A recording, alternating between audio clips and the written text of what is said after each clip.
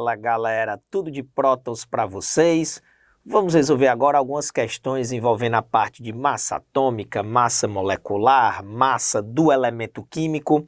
E o enunciado dessa primeira questão diz o seguinte: a cada 8 átomos de cloro na natureza, 2 têm massa igual a 37 e o restante apresenta massa atômica 35U. Com base nesses dados, determine a massa do elemento cloro expressa em unidade de massa atômica, que é o U, tá? Aqui a gente tem que lembrar que a massa atômica do elemento, ela é calculada por uma média ponderada, né? Ela vai ser igual à massa do primeiro isótopo, multiplicado pela abundância dele, que normalmente é representada em porcentagem. Nessa questão nem vai ser, mas não tem problema. É a quantidade desse primeiro elemento, mais a massa do segundo isótopo, multiplicado pela abundância dele, dividido pela soma das abundâncias. Se tiver 3 isótopos, vai ser a massa do terceiro vezes a abundância dele, 4 isótopos, a massa do quarto isótopo pela abundância dele e assim sucessivamente. Então vamos lá. A massa atômica aqui no caso do elemento cloro, né, que é o que ele está trabalhando, vai ser igual.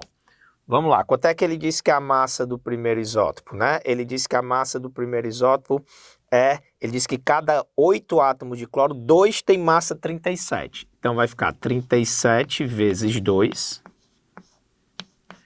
Se são 8 e 2 tem massa 37, ele disse que o restante, ou seja, 6, os outros 6 átomos têm massa 35. Então ficou a massa do primeiro isótopo vezes a abundância dele, mais a massa do segundo isótopo. Deixa eu ajeitar aqui para ficar bonitinho. A massa do segundo isótopo vezes a abundância dele, dividido pela soma das abundâncias, que é 8. Pronto, fazendo essa média ponderada, a gente chega na massa atômica do cloro, fazendo esse cálculo aqui, vai dar 35,5U. Tá? Então, a massa atômica do elemento, a gente calcula a partir dessa média ponderada, em que você tem a massa do isótopo multiplicado pela abundância isotópica dele, dividido pela soma das abundâncias isotópicas, a massa do cloro vai dar 35,5U. Beleza? Vamos lá, galera. Nessa questão, a gente vai trabalhar mais uma vez com a massa atômica de um elemento químico. Olha o que diz o enunciado dela. A massa atômica do oxigênio é de 15,999. O fato de não ser o número inteiro indica que... como é que a gente faz a massa atômica de um elemento? No caso, a massa atômica de um elemento é uma média ponderada, gente. Você vai ter que pegar a massa do primeiro isótopo, multiplicar pela abundância isotópica dele, mais a massa do segundo isótopo, multiplicado pela abundância isotópica dele. Se tiver mais isótopos, continua, dividido pela soma das abundâncias isotópicas. O oxigênio, por exemplo, ele tem 3 isótopos. O oxigênio tem o isótopo 16, o oxigênio tem o isótopo 17 e o oxigênio tem o isótopo 18, né? Lembrando que isótopos são aqueles átomos que têm o mesmo número atômico e números de massas diferentes. Eles são isótopos do oxigênio, nesse caso, o oxigênio 16, o 17 e o 18. Então, para me calcular a massa atômica do oxigênio, eu tenho que levar em consideração essa massa e a abundância desse isótopo, essa massa e a abundância desse isótopo, essa massa e a abundância desse isótopo. É uma média ponderada, gente, então muitas vezes vai dar realmente um número quebrado, ele não vai dar um número inteiro, é por causa da presença dos isótopos em abundâncias isotópicas diferentes. Então, vamos lá, ele quer saber por que que o número... não é inteiro, é o fato de o número não ser um número inteiro. No núcleo do átomo de oxigênio devem existir outras partículas além de prótons e nêutrons. Não, gente. No núcleo existem prótons e nêutrons e a soma desses prótons e nêutrons vai dar o número de massa. O número de massa é sempre um número inteiro, porque não existe 0,8 prótons, 0,5 nêutrons, não. É prótons mais nêutrons. O número de massa sempre é inteiro. A massa atômica do elemento é que pode dar o número não inteiro por causa dos isótopos e das abundâncias isotópicas. Falsa alternativa A. Alternativa B. Há um erro experimental na determinação das massas atômicas. De forma nenhuma. As massas atômicas hoje são medidas de forma muito precisa, utilizando inclusive os espectrômetros de massa. Falso. C. O número de Avogadro não é um número inteiro. Não tem relação direta aqui com o número de Avogadro. Depende da massa de cada isótopo multiplicado pela sua abundância isotópica. Falso. D. A massa atômica leva em consideração a massa dos elétrons. Não, a gente considera a massa dos elétrons desprezível, né? Porque eles têm uma massa extremamente pequena. Falso.